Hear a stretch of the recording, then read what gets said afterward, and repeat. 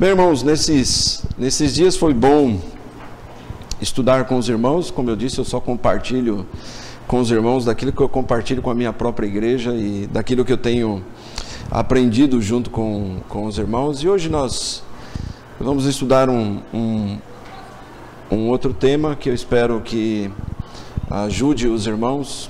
Eu gosto muito de estudar as Escrituras, porque as Escrituras devem ser,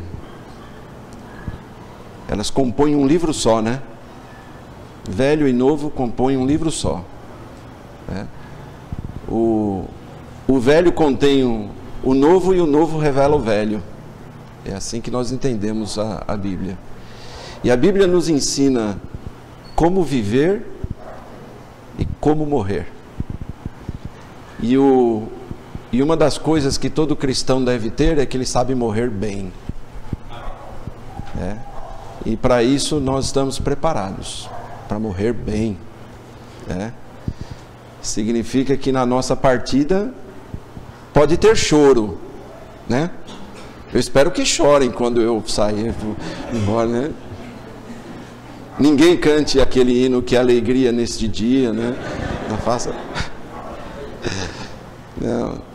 Chorem, mas choro acomedido. Choro de saudade, de um breve tchau, né? Um breve tchau. É assim. E se você não é salvo ainda, tem que pensar nisso.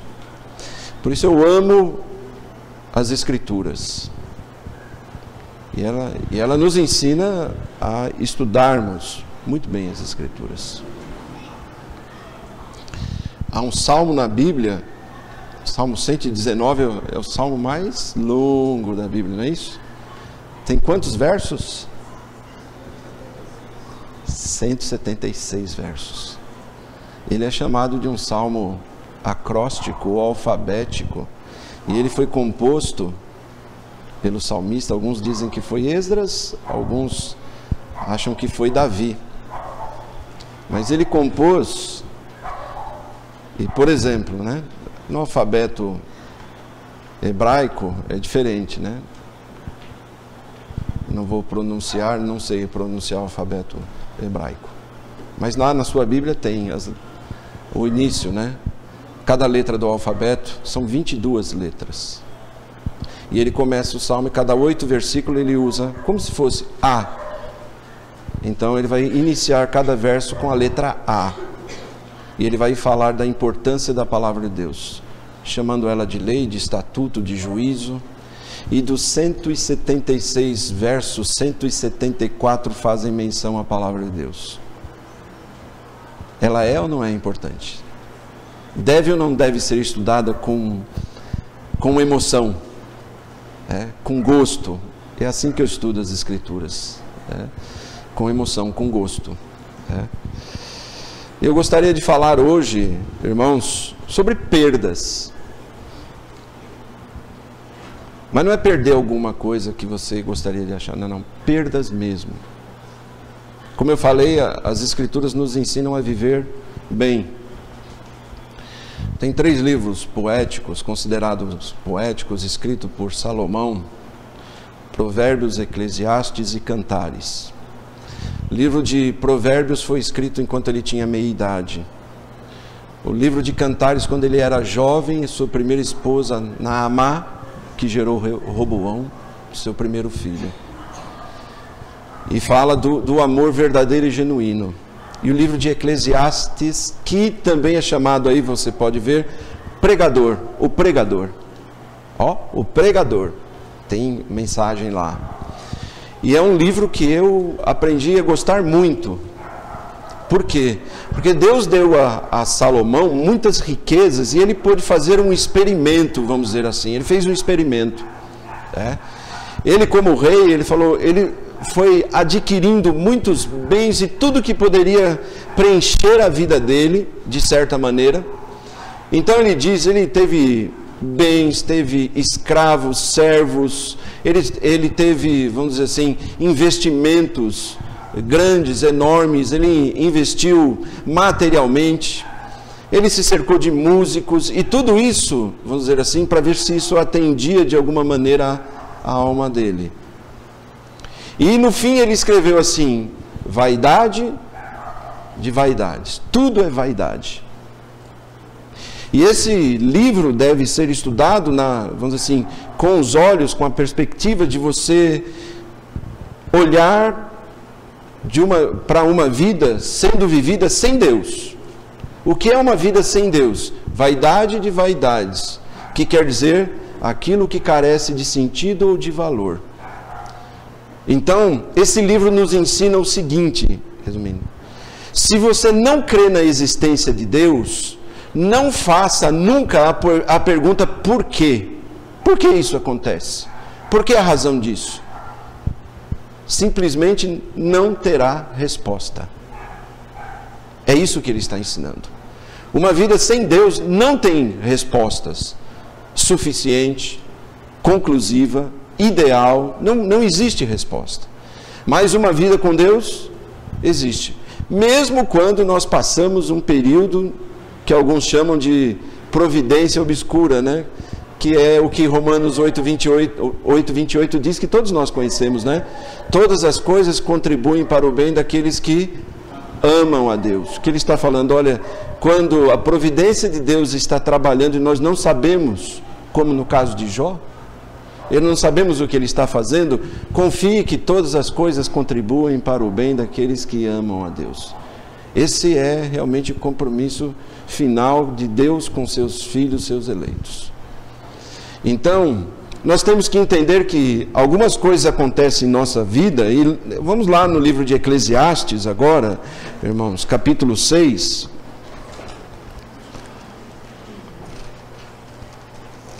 Verso 12. Nós vamos voltar aqui algumas vezes. Diz assim: pois quem sabe o que é bom nesta vida para o homem, por todos os dias da sua vida de vaidade, os quais gasta como sombra? Quem declarará ao homem o que será depois dele debaixo do sol? Debaixo do sol quer dizer nessa vida aqui na terra. Então aí está a pergunta, irmãos: quem sabe o que é bom para o homem nesta vida? Não sabe. Quem sabe é Deus. Deus sabe o que é bom para o homem nessa vida. E pode ter certeza, né? Se você teme a Deus, temer a Deus, e você for dependente dele, pode guardar que ele sabe tudo que é bom para o homem. Eu não sei fazer escolhas. Eu sempre que tenho que fazer uma escolha, eu oro muito e peço a Deus. Peço a Deus que me guarde nas minhas escolhas, peço a Deus que me guarde do homem mau, peço a Deus que me guarde do homem, vamos dizer assim, maligno, do homem astuto, que está cheio aí no mundo. Peço que me guarde de mim mesmo. Esse é o maior problema, né, que eu tenho, sou eu mesmo. Me guarde e me ajude. Então ele está dizendo, quem sabe? Por isso, o homem muitas vezes faz escolhas na sua vida e ele nem sabe, olha, aquilo lá não vai ser bom de jeito nenhum para a vida dele. Por isso, nós necessitamos tanto, como nós falamos, da palavra de Deus. E o livro de Filipenses, irmãos, agora, capítulo 3, que é um livro que vai eu creio, nos ajudar bastante também nisso, juntamente com o livro de Eclesiastes. Filipenses 3 fala aí, tudo por Cristo, diz aí o cabeçalho, né? E é o apóstolo Paulo falando. O apóstolo Paulo foi um perseguidor da igreja, alguém que em outro tempo, em um tempo da vida dele, não foi convertido. De vez em quando eu ouço algumas pessoas dizerem assim, né? Eu ouvi a semana passada, estava cortando meu cabelo e uma senhora lá no fundo falou assim: os crentes são aqueles que depois que eles matam alguém e faz alguma coisa de errado, eles viram crentes. Eu falei, que ignorância a respeito do Evangelho. Porque os crentes em Cristo são aqueles que muitas vezes eles sofreram perdas enormes e Deus os trouxe. Tem um ditado que diz assim: de vez em quando Deus coloca um homem de costa para olhar para ele de frente. É a maneira de Deus trazer o homem ao conhecimento dele. Às vezes algumas pessoas chegam mesmo ao fundo do poço. Eu espero que não seja o seu caso, né? Às vezes lutam tanto contra o Evangelho, e o apóstolo Paulo foi um desses, vamos dizer assim, que chegou a ouvir o Evangelho e foi perseguidor, estava presente na morte de Estevão e consentiu na morte dele, mas em dado momento ele teve um encontro com Cristo. E de certa maneira a conversão do apóstolo Paulo foi excepcional, né? Por quê? Ele fala assim, ele apareceu para mim como um abortivo. Por que ele fala isso? Porque logo depois da conversão dele, ele já foi comissionado para ser apóstolo. Isso não é normal. Mas a conversão do apóstolo Paulo tem todos os ingredientes de uma conversão verdadeira. E tem todos os ingredientes da minha e da tua conversão, que é chegar ao conhecimento da verdade através do arrependimento e da fé em Cristo. Então, em certa ocasião, Cristo apareceu para ele e falou: Paulo, Paulo, por que me persegues? Duro é para ti recalcitrar contra os aguilhões.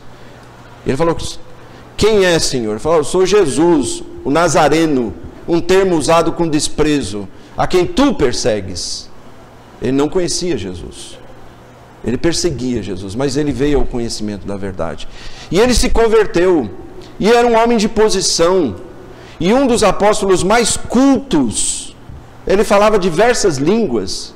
Ele aprendeu e repreendeu a igreja de Corinto, que achava isso, vamos dizer assim, o dom mais extraordinário que todo mundo devia buscar na igreja naquela época, né? Ele dizia, não, o dom mais importante é o dom de profecia. Agora, se tiver intérprete, o dom de língua se iguala ao dom de profecia, porque estarão ensinando.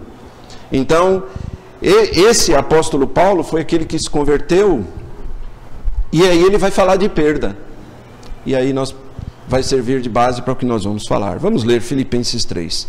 Resta, irmãos meus, que vos regozijeis no Senhor. Não me aborreço de escrever-vos as mesmas coisas. É segurança para vós. Guardai-vos dos cães, guardai-vos dos maus obreiros, guardai-vos da circuncisão. Quer dizer, ele está falando daqueles judaizantes, daqueles homens que ensinavam que antes de você se tornar um cristão, você tem que se tornar um judeu. Ele falou, de jeito nenhum. E Paulo falou assim, não. Para você se tornar um cristão, você não precisa se tornar um judeu. Ninguém aqui é judeu.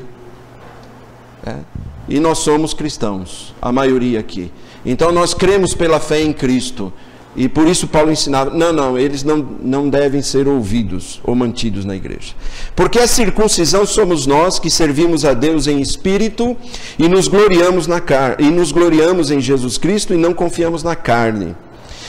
Aí ele começa a falar, ainda que também podia confiar na carne, se algum outro cuida que podia ou pode confiar na carne, ainda mais eu. Então ele vai falar o que ele era antes da conversão dele. Ele diz aqui, circuncidado ao 8º dia, da linhagem de Israel, da tribo de Benjamim, mesma tribo de Saul. Ele diz, cumpri todos os rituais da lei judaica. Ele diz, hebreu dos hebreus, e aí quer dizer guardador da língua hebraica. Quer dizer, ele era muito zeloso, conhecedor da lei. Ele diz aqui, e segundo a lei fui fariseu, doutor da lei. Segundo o zelo, perseguidor da igreja. E segundo a justiça que há na lei, irrepreensível. Quando eu leio aqui, segundo o zelo, perseguidor da igreja, eu me faço lembrar. Quando eu comecei a ouvir o Evangelho, o Valdir conheceu o meu irmão Vanderlei, né? Ele foi um dos pregadores que pregou para mim, e outro foi meu cunhado, Donizete. E um dia eu estava no carro, fui levar minha cunhada Sandra, e eu liguei o rádio, estava passando lá um escândalo de pastor.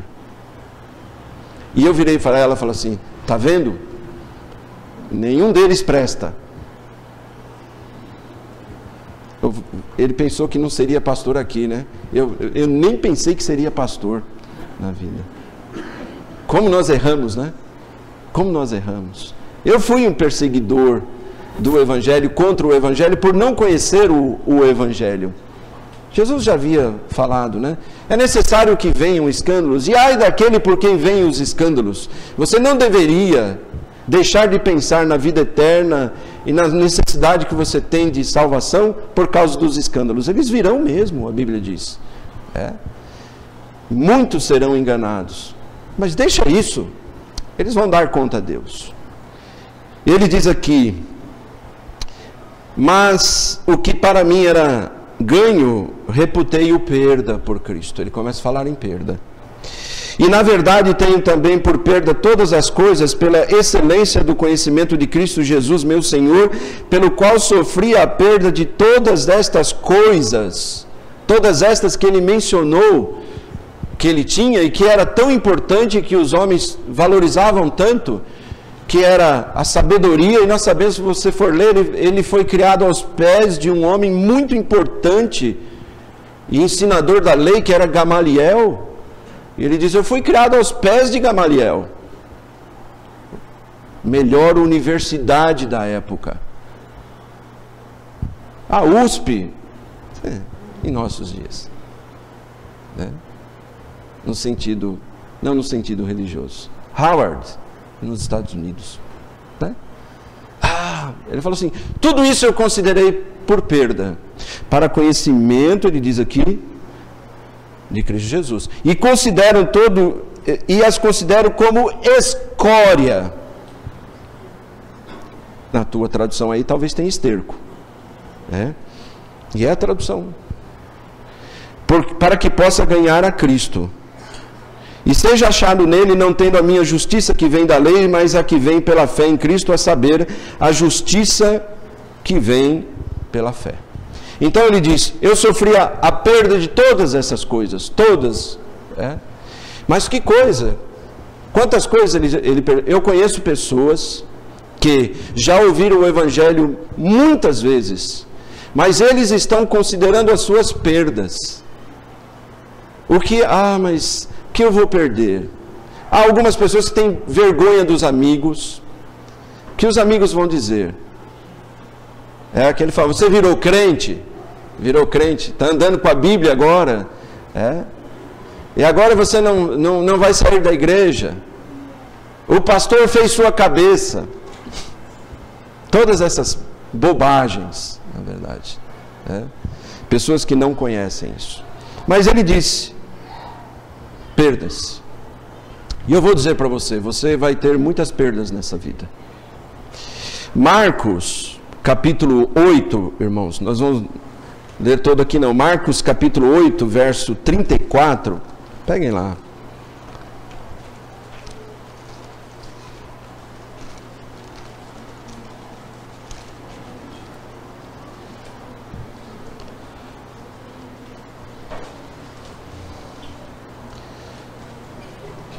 Diz aqui, Jesus, e chamando a si a multidão com seus discípulos, disse-lhes, se alguém quiser vir após mim, negue-se a si mesmo, e tome a sua cruz e siga-me, porque qualquer que quiser salvar a sua vida, o que vai acontecer?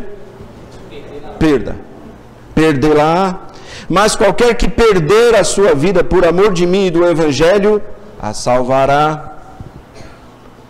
Cristo também falou das perdas. E ele colocou bem claro aqui que alguns homens não vão receber e crer no Evangelho simplesmente porque vão considerar isso uma perda. Há muitas pessoas que acham que é uma perda de tempo estar na igreja, é uma perda de tempo estudar as Escrituras, é uma perda de tempo servir a Deus, cultuá-lo. louvá-lo, honrá-lo, estar junto com a família. Não, isso é perda de tempo. É o que Cristo diz aqui. Qualquer que quiser salvar a minha vida, ou seja, eu já sei exatamente o que eu vou fazer com a minha vida. Eu sei direitinho. Ele diz aqui: pois que aproveita o homem ganhar todo o mundo. Mas ele diz, faz uma pergunta: e perder a sua alma. Então, irmãos, é interessante porque Jesus está ensinando aqui o povo que há uma perda irreparável. Eu lembro uma certa vez que roubaram o carro do pastor, né? Não foi? Você não achou mais, né? Não, né? Roubaram. Mas eu lembro que ele falou. Ele esteve lá em Osasco. E não foi para fazer campanha para um novo carro, não. Ele esteve lá e ele falou assim: olha, isso foi um teste bom para mim, para ver se o meu coração não estava naquele carro. E quero dizer que não estava, não. É verdade. Sofreu perda, ele já sofreu perda. E nós vamos sofrer muitas perdas. Então vamos definir o que é perda? Em poucas palavras, 2 só. São advertências. Guarda isso para o seu coração e para a sua vida. O que são perdas? São advertências. A Bíblia fala disso, né? 1 Coríntios capítulo 4, verso 7.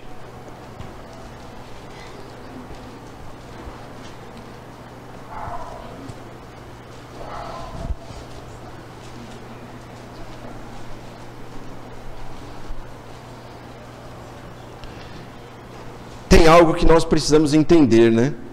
Paulo, escrevendo aos Coríntios, diz assim: por quê? Quem te faz diferente? Irmãos, o que temos de diferente entre nós?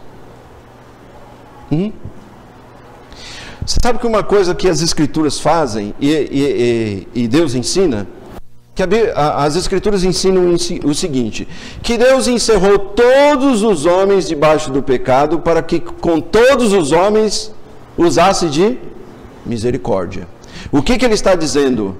Que diante de Deus, Deus olha todos os homens como pecadores. Todos nós, perdidos, somos nivelados. Por isso a salvação é pela graça, por meio da fé. E isto não vem de vós, quer dizer, esta misericórdia não vem de vós, é dom de Deus, e não vem de obras para que ninguém se glorie. Ou seja, Deus nivelou todo mundo. Quando pregamos o Evangelho, fala: não há um justo nenhum sequer, não há quem busca a Deus. Então, Ele nivelou todo mundo debaixo do pecado, quer dizer, todos nós somos pecadores e perdidos, mas Ele colocou também um meio pelo qual Ele salva o homem, que é a misericórdia dEle. Somos salvos pela misericórdia, porque Ele nos amou primeiro. Então, nós somos salvos pela graça de Cristo. E por isso ninguém pode dizer: bom, mas eu sou diferente. Paulo está dizendo aqui: o que te faz diferente? Hein? O que você tem de diferente? Ele diz, ele faz uma outra pergunta. E essa pergunta já tem resposta, né? Ele diz: e que tens tu que não tenhas o quê? Recebido. Como é que você chegou no mundo? Se alguém não fosse no hospital levar roupa para você, não é? E depois que você saiu de lá, tem uma outra maneira de medirmos o quanto nós não somos nada, irmãos. O salmista diz que Deus dá aos seus amados o sono, não é isso? Mas você já reparou que durante o sono você está à mercê de qualquer coisa? Já notou? Quanta gente foi assaltada, acordou, não tinha nada em casa enquanto estava dormindo. É um sono pesado, é verdade, né? Mas acontece, né? Está dormindo.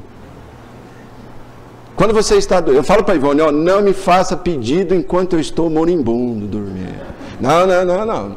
Não faz pedido não, porque eu estou quase para o estado de morte ali, né? Dormindo, querendo dormir, não faz pedido não, porque eu não me responsabilizo. Né? Mas a Bíblia diz, olha que interessante, Deus está cuidando de nós durante o sono, mostrando que eu e você não somos absolutamente nada. A casa pode cair, pode acontecer muitas coisas e nós morrermos simplesmente. Então, até nesse momento, mostra a nossa fragilidade. Então, por isso ele pergunta aqui, e o que você tem que não tenha recebido? Hein? Entra capacidade, dons, talentos, inteligência. Às vezes nós falamos assim, puxa, tal homem é muito inteligente, né? Eu gosto de ver a Discovery de vez em quando e ver aqueles animais que são extremamente inteligentes, né? Lá no sítio onde nós fizemos o acampamento lá, tinha um ninho de João de Barro, né? E aí estavam me explicando que ele faz a porta da casa dele no lado contrário da chuva.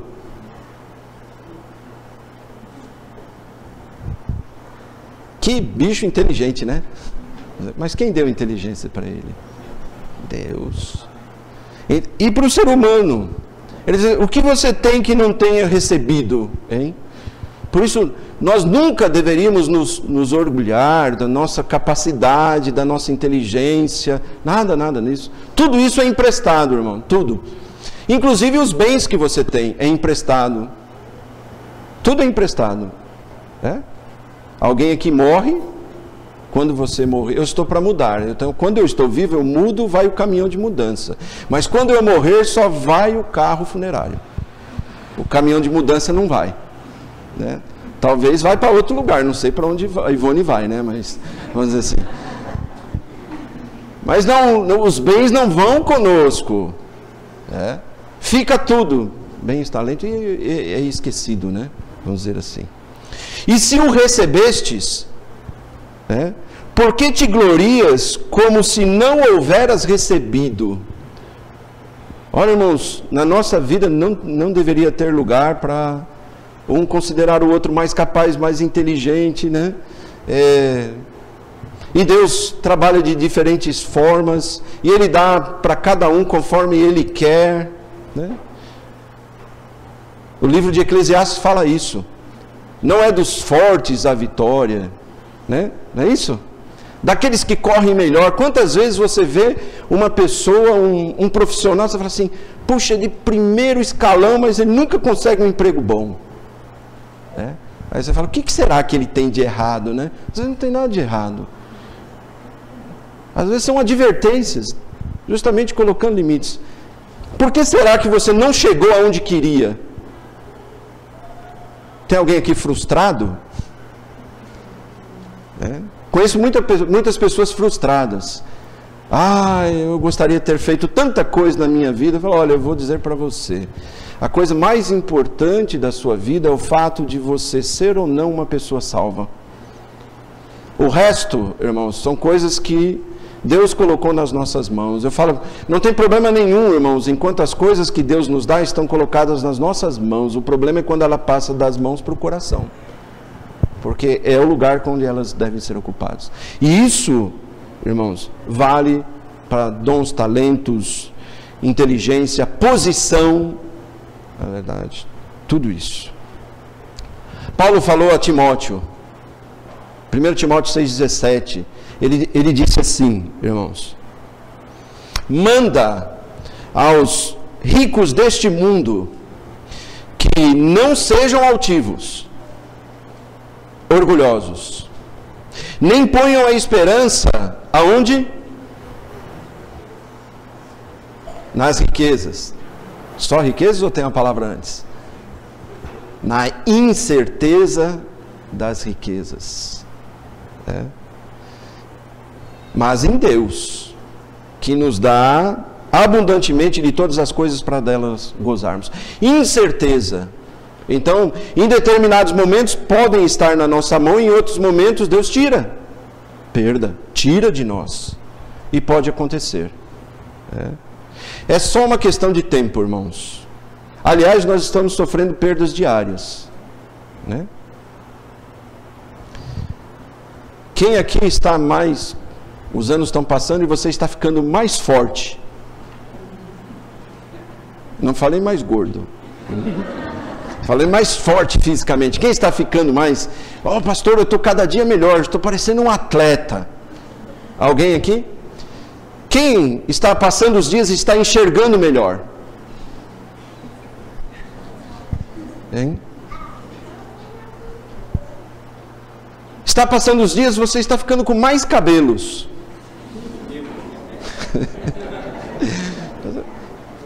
Acontece isso? Não, né?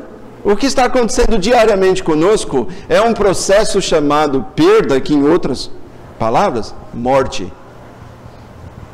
Então, nós estamos passando por esse processo de perdas diariamente, não demora muito tempo, né?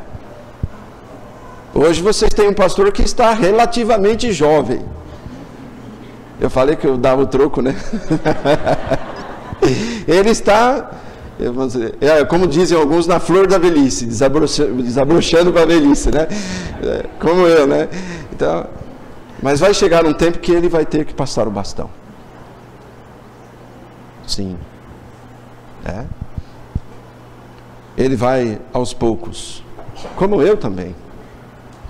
Vamos enxergando menos, vamos tendo menos capacidade de memória, e assim vai, né? A nossa vida são perdas. E a Bíblia falou aqui das riquezas, mas é só uma questão de tempo. Por isso o livro de Eclesiastes, que vocês conhecem bem, capítulo 12, lembram dele? Eclesiastes 12, tão conhecido nosso, ele fala disso, né? Por isso ele diz o quê? Lembra-te do teu Criador nos dias da tua mocidade, antes que venham os dias maus, e os dias que digam, não tenho neles contentamento.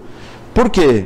Que são os dias maus? Os dias em que você vai aos poucos sofrendo essas perdas, né, vamos dizer assim, e você tem que estar preparado para isso, né? Seu coração com gratidão, e você tem que entender que isso faz parte de um processo, né? Aí ele diz, antes que escureçam, verso 2, o sol, a luz e a lua e as estrelas, tornem a vir as nuvens depois da chuva. Ele está falando das perdas de capacidade, né? Eu não vou detalhar todos aqui. No dia em que tremerem os guardas da casa e curvarem os homens fortes, as pernas e, né, os ombros, né, vamos dizer assim, que sustentam o nosso corpo e vão se encurvando, né? O homem, esse é o estado do homem. Ele diz aqui, e cessarem os moedores por já serem poucos, e se escurecerem os que olham pelas janelas, vai perdendo os dentes, capacidade de ouvir. A Bíblia diz, e as portas da rua se fecharem por causa do baixo ruído da moedura. Tem tão poucos dentes que, vamos dizer, até o mastigar, né, você quase não sente o barulho. E se levantar a voz das aves, não consegue mais dormir bem, né? Qualquer barulho acorda você. É isso mesmo, isso faz parte da velhice. E todas as filhas da música se abaterem, como também quando temerem o que é alto. E é verdade, as pessoas ficam velhas, não podem cair, se machucar, porque tem problemas, vamos dizer assim, ósseos, né?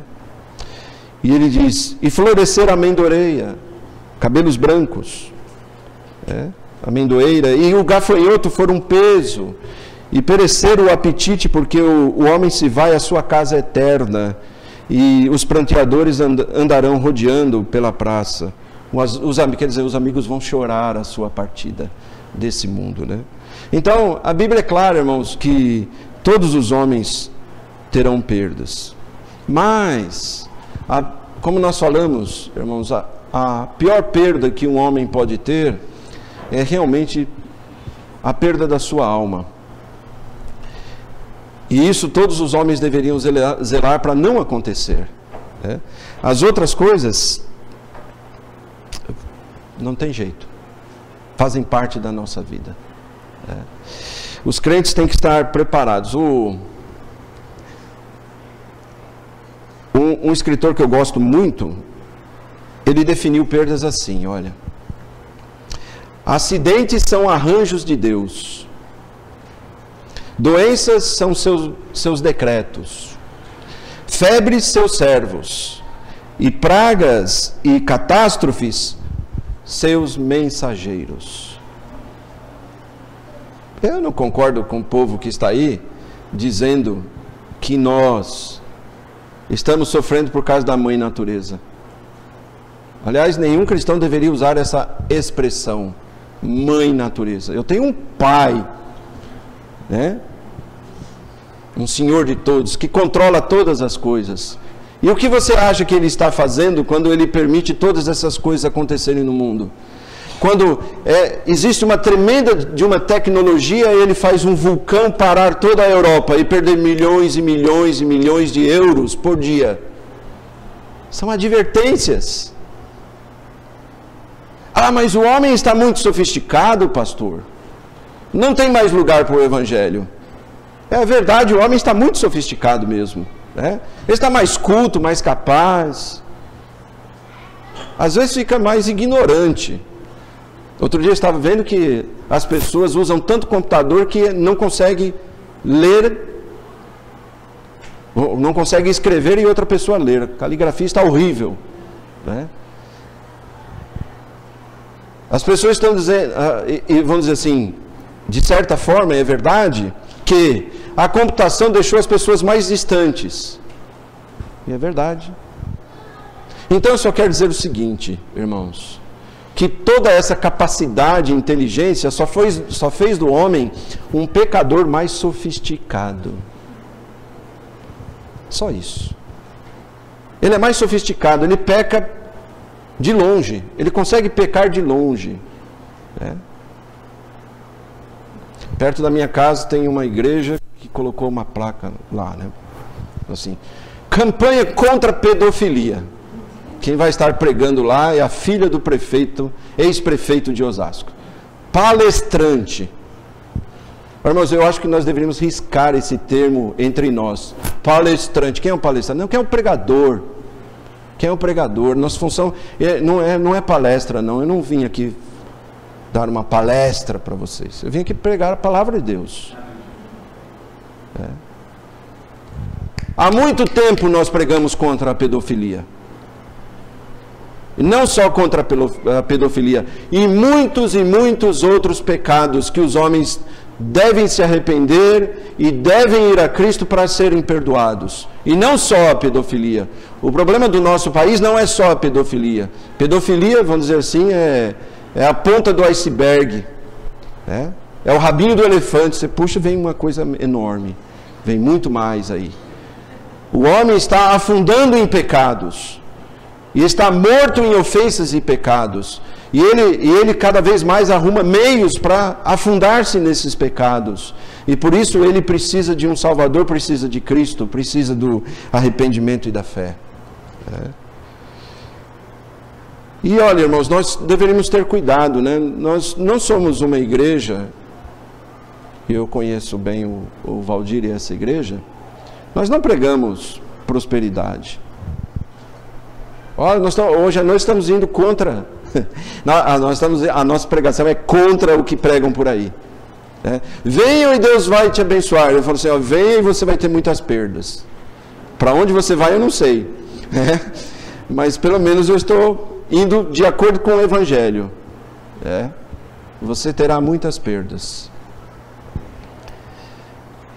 E uma coisa que nós devemos entender, tem duas maneiras de você definir graça. Tudo que o homem tem na vida dele é graça, que é favor imerecido, é um favor de Deus.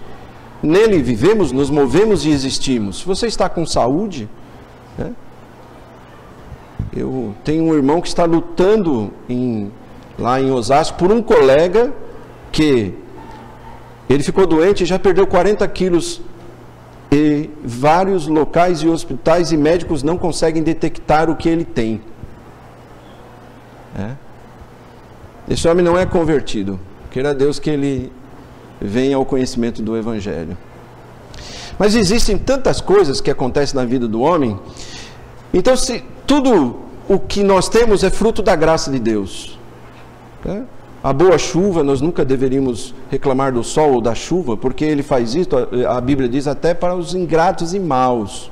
E isso se chama graça comum, né? Graça comum. Quer dizer que Deus tem manifestado a graça comum dele, dando para nós, vamos dizer assim, saúde, bens, trabalho, o sol, a lua, tantas coisas. Mas, irmãos, ele não está exercendo justiça através da graça comum, que muita gente não entende. E fala assim, Deus é injusto porque dá muito para mim e não dá nada para mim.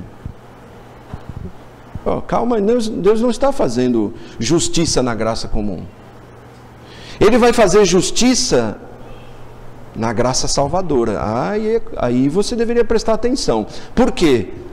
Porque nós não temos justiça própria. E por isso nós temos que recorrer à justiça de Cristo.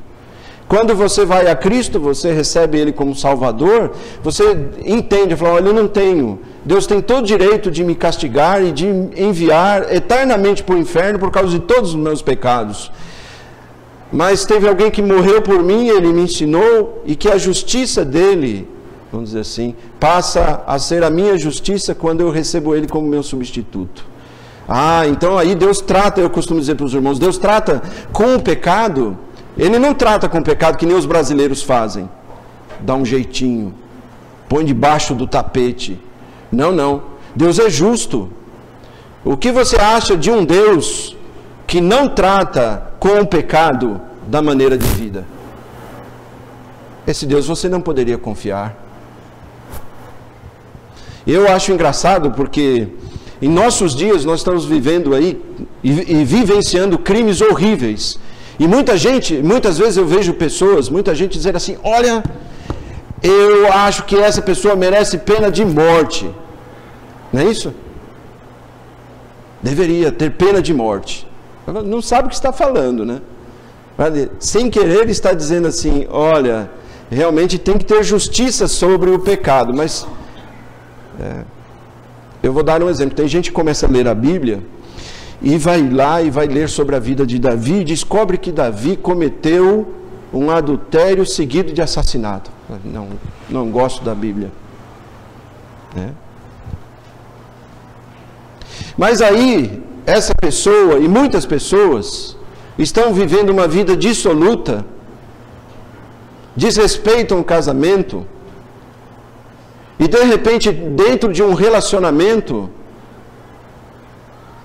fora do casamento, eles têm um filho.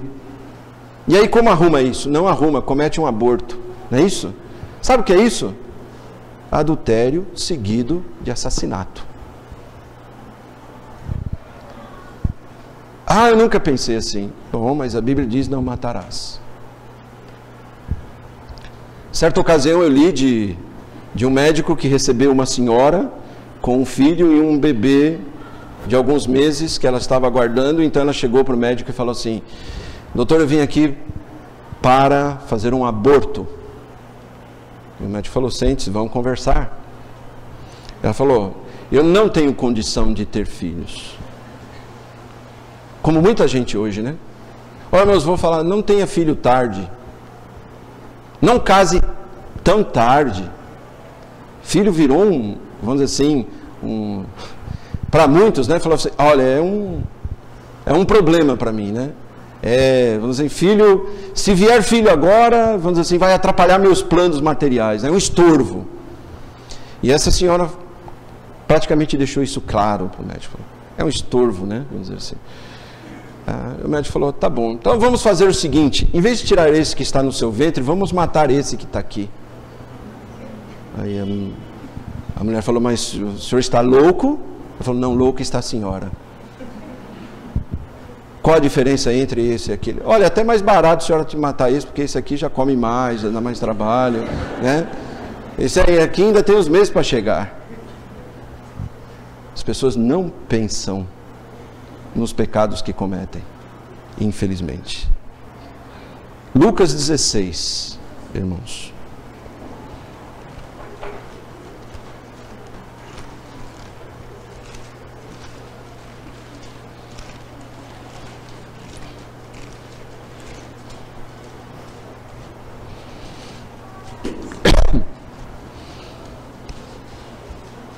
Ora, verso 19, havia um homem rico e vestia-se de púrpura e de linho finíssimo e vivia todos os dias regalada e esplendidamente. Muita graça comum na vida desse homem. E havia também um certo mendigo chamado Lázaro que jazia cheio de chagas à porta daquele. E desejava alimentar-se com as migalhas que caíam da mesa do rico e os próprios cães vinham lamber-lhe as chagas. Pouca ou quase nenhuma graça comum na vida de Lázaro. E aconteceu que o mendigo morreu e foi levado pelos anjos para o seio de Abraão. E morreu também o rico e foi sepultado. Já começa a diferença. Irmãos, vai chegar uma ocasião que isso não vai fazer diferença nenhuma. As perdas que você teve, a saúde ou não, as capacidades, inteligência e tudo mais, tudo isso vai ser nivelado quando Deus for tratar com os homens com base na sua justiça e determinar a vida eterna para uns e o castigo eterno para outros. E diz aqui que o Lázaro foi conduzido pelos anjos ao seio de Abraão. Que coisa, né? É o que nós aguardamos, né? Na nossa morte, sermos conduzidos, né? Pelos anjos. E no inferno, ergueu os olhos, estando em tormentos, e viu de longe Abraão e Lázaro no seu seio. E, clamando, disse: Pai Abraão, tem misericórdia de mim, manda Lázaro que molhe na água a ponta do seu dedo e me refresque a língua, porque estou atormentado nesta chama. Tá vendo? Como a vida daqueles homens mudaram, né?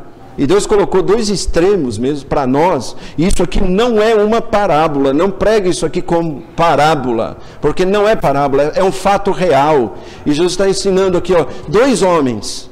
Então, se os homens olhassem e falassem, quem está vivendo a vida mesmo é aquele rico, ele tem de tudo. Olha que beleza, olha, coitado daquele Lázaro, não queria ter uma vida como a dele, mas ele era um homem temente a Deus, nós vamos ver. Ele tinha graça salvadora, o outro só tinha muita graça comum, é o que muita gente quer. Quer estar cercado, quer que Deus lhe cerque de tudo. Agradeça a Deus se Ele tem feito você passar por muitas perdas e levar você a pensar na vida eterna. E ele diz aqui: disse, porém, Abraão: Filho, lembra-te de que recebeste os teus bens em tua vida, e Lázaro somente males, e agora este é consolado e tu atormentado. Guarda aí. Aqui, Abraão não está dizendo que Deus está compensando o que Lázaro não teve. Não existe compensação. Ele está explicando: você teve muita graça comum, foi ingrato, não reconheceu, não recebeu Cristo como Salvador. Agora você é atormentado. Bom, e além disso está posto um grande abismo entre nós e vós, de sorte que os que quisessem passar daqui para vós não poderiam, nem tampouco os de lá passar para cá. Está vendo? Olha, guarde bem uma coisa. A Bíblia diz: o homem está ordenado morrer uma vez só. Não tem como, olha, os parentes, você pode ter sido ensinado que tem como você ir para um lugar de tormento, depois você ir passando para um lugar melhor e melhor. Vamos dizer assim, se os seus parentes rezarem por você e fizerem alguma coisa, você vai sair daquele limbo, vamos dizer assim, e em algum momento vai para um lugar melhor. Não existe. Só existe dois lugares: a presença de Deus ou o inferno, a Bíblia diz. E é um lugar triste, diz aqui. E ele disse: rogo-te, pois, ó Pai, que o mandes à casa de meu pai. Aquele homem fez um pedido a Abraão: fala para o Lázaro ir lá na casa do meu pai, voltar lá. Pois tenho 5 irmãos. Ele pôde dar de tudo, do melhor para os 5 irmãos. Está vendo? Eu conheço muita gente que fala assim, não, olha, tenho que trabalhar e dar o de melhor para os meus filhos. O melhor que você pode dar a eles é ensinar e levar eles ao conhecimento de Cristo. Que eles tenham a vida eterna, isso é o melhor. Olha aí os pais que estão pensando em dar o melhor, estão criando verdadeiros delinquentes, vamos dizer assim. Bom, manda ele lá para que venha e lhes dê testemunho, a fim de que não venham também para esse lugar de tormento. Eu não quero encontrar com eles aqui, eu não quero que eles venham para esse lugar. Você percebeu aqui que ele não está discutindo se é justo ou não ele estar lá? Não tem discussão sobre isso. Toda boca esteja calada. Sim, toda boca vai estar calada diante de Deus. Disse-lhe Abraão, tem Moisés e os profetas, ouçam-nos. Se você quer saber o que é Moisés e os profetas, é o Velho Testamento que eles tinham na época. Eles não tinham o Novo. É como se eles dissessem, eles têm a Bíblia, ouçam a Bíblia, ouçam, quer dizer, os pregadores, né? Ele disse, não, pai Abraão, ele tinha um método de evangelismo aqui, que ele queria usar, né? Vamos dizer. Mas se algum dentre os mortos fosse ter com eles, arrepender-se-iam. Ele quis fazer evangelismo lá no inferno. Mas como era o evangelismo dele? Ele falou assim, o senhor manda para lá o Lázaro. Pensa bem, eu já pensei nessa passagem várias vezes. Manda o Lázaro lá, ressuscita ele dos mortos. Aí o Lázaro chega para os irmãos dele e fala assim, olha, o seu irmão mandou um recado. Aí, qual é? Falou assim, ele está no inferno. O que você acha que eles faziam com ele? Eu ia matar ele.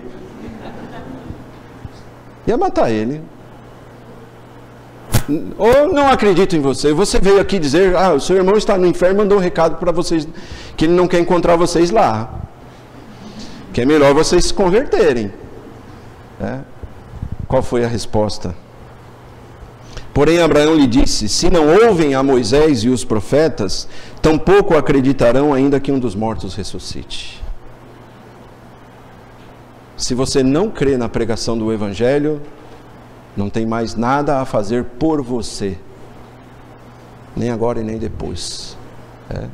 E isso é uma perda, tá vendo? O que nós estamos falando? Graça comum, graça salvadora. Lázaro tinha graça salvadora. Pode ser que na sua vida você tenha pouca graça comum. Não se queixe disso, irmãos.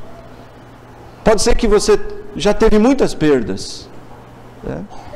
Às vezes, na quarta-feira, os irmãos falam assim, olha, irmãos, orem por mim para que Deus me dê isso, isso e aquilo. E nós oramos, né? Está errado.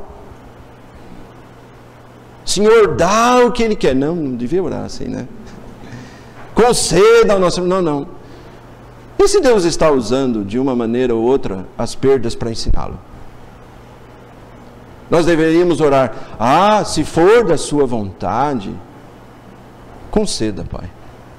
Nós deveríamos pedir assim, irmãos, orem por mim, que se for da vontade de Deus, só que alguns falam, se for, sabe, irmãos, mas eu quero que seja,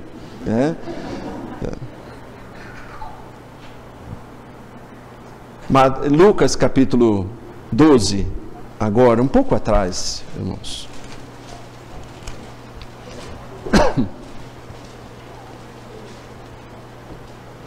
O que são perdas?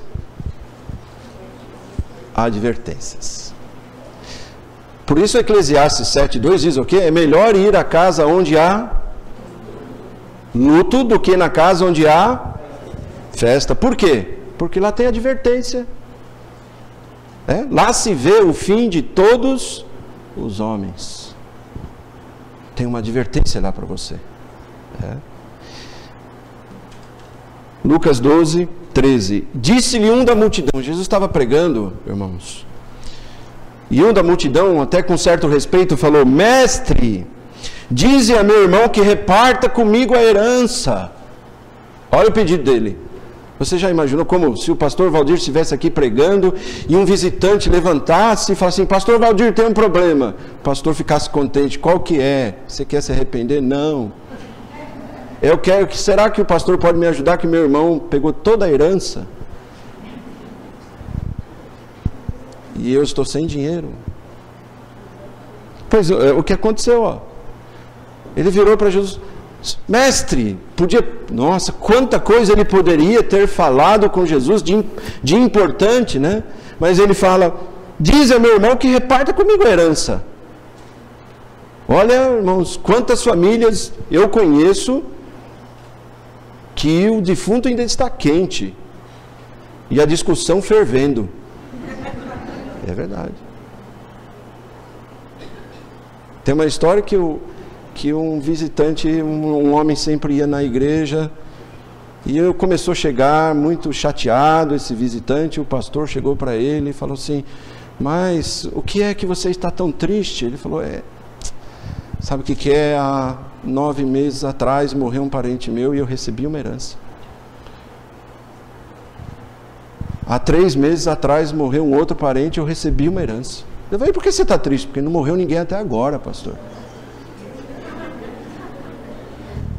Tem gente que é assim. Dinheiro. Quero ganhar. Olha o que Jesus falou. Eu gosto de Cristo, do ensino dele. Mas ele lhe disse, homem, quem me pôs a mim por juiz ou repartidor entre vós? Ontem conversava com um pastor, irmãos, e é um assunto sério. Cuidado com os problemas que você arruma na sua vida, porque a igreja não tem a função de consertar aquilo que você estragou tudo. Muita gente muitos crentes pegam a vida dele, desacordo com a palavra de Deus, muitos saem num jugo desigual, fazem um casamento fora da vontade de Deus, depois eles querem consertar tudo, não dá certo, e eles querem que agora, puxa, tem que dar certo, vamos remendar, não dá mais. E aí só brigas e confusões, e termina como eles querendo. Eu falei, pastor, olha, muitas pessoas vão terminar diante de um advogado e de um juiz, não é? Aí o que acontece? O advogado cobra caro e o juiz faz você ficar calado. Não é melhor fazer a vontade de Deus? Não é melhor ser obediente? Irmãos, a maioria das perdas que nós temos são provocadas pelo pecado. Se tivermos perdas, porque isso vem da mão de Deus, como Jó, olha, eu admiro aquele homem. Ele perdeu os filhos, perdeu bens, empregados, tudo, pode ver, em nenhum momento ele diz assim, foi Satanás. E no momento ele diz, foi os sabeus ou os caldeus. Não. Ele sabe, Deus é causa primária e controla a causa secundária. Ele controla tudo. Sofrer perdas, porque Deus está nos lapidando, é muito bom. Mas sofrer perdas por causa do pecado, irmãos, é triste. Mas se ainda sofrer, eu digo para você, se arrependa. Se arrependa. Porque Jesus disse a esse homem, quem me pôs a mim por juiz ou repartidor entre vós?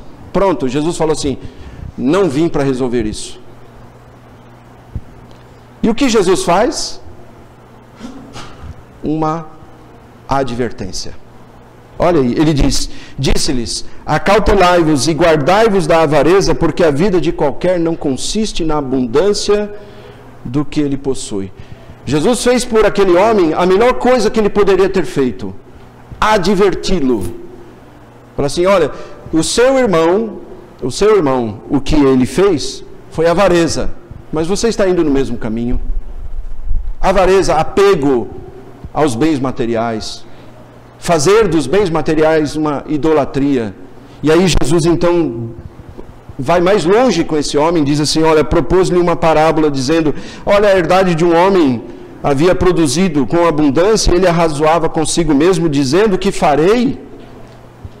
grande progresso, não tenho onde recolher os meus frutos, e disse, farei isso, derrubarei os meus celeiros, edificarei outros maiores, e ali recolherei todas as minhas novidades e os meus bens. E direi à minha alma, alma, tens em depósito muitos bens para muitos anos, descansa, come, bebe e folga. Mas Deus lhe disse, louco. Louco. Então Jesus ensina aquele homem, fala assim, olha, isso que o seu irmão fez para você, você deveria lembrar do seguinte, vou te contar uma parábola. Teve um homem que ele atingiu o seu objetivo, teve o que ele queria, produziu bastante, e ele até planejou a vida dele. Falou assim, tenho para muitos anos, só que ele não planejou que Deus iria tirar a vida dele naquela noite. Ele disse, louco, hoje te pedirão a tua alma. E se Deus pedisse a sua alma hoje? Como é que seria? Hein? Quantos avisos, quantas advertências Deus já te fez? E tem feito neste mundo, né? Para muitas pessoas. E eu tenho aprendido muito com as perdas. Aprendido que tudo vem da boa mão de Deus. E quando qualquer coisa começa a tomar o lugar que pertence a Deus, Ele vai cuidar para tirar isso de você. Eu tenho aprendido a agradecer a Deus pelo que eu tenho, não pelo que eu não tenho. Pelo que eu sou, não que eu não sou. Como Paulo falou, né? Pela graça de Deus eu sou o que sou. O ser humano é muito invejoso, né? Tem uma propaganda de carro que o homem chega com carro novo, o vizinho fica olhando, né? Tem famílias que se um comprar um carro, o outro vai comprar de qualquer jeito. Não, de qualquer jeito. Eu faço em suaves e humilhantes prestações, mas eu vou comprar, eu quero ter também. Ele casou e deu uma festança, eu também quero dar também. Para que isso? Não precisa, né? Seja grato ao que Deus te tem dado, seja grato pelas perdas. Aceite essas advertências na sua vida, porque são boas, e ajuda você a colocar o seu coração no lugar correto. A viver bem, viver com gratidão, viver feliz com o que Deus tem te dado. E se você está no nosso meio e ainda não tem Cristo, olha, eu convido você. A perda maior que você vai ter na sua vida é a perda da sua alma. E você sabe o que é sucesso e fracasso, irmãos? Sabe o que é? 2 impostores. Guarda isso. É só você ver na Bíblia. 2 impostores. Às vezes, o que uma pessoa olha como sendo sucesso, na verdade é um grande fracasso, porque aquela pessoa parte e vai para o inferno sem Cristo. Isso é um fracasso. E às vezes o que parece um fracasso, uma vida simples, humilde, debaixo da vontade de Deus, com muitas privações, com muitas perdas, mas ao partir dessa vida vai estar com Cristo. Então são 2 impostores, não caia nessa, viu? Eu quero, sucesso para mim é atingir isso, isso, aquilo. Irmão, sucesso para mim é fazer a vontade de Deus. Amém? Deus abençoe sua palavra. Pastor.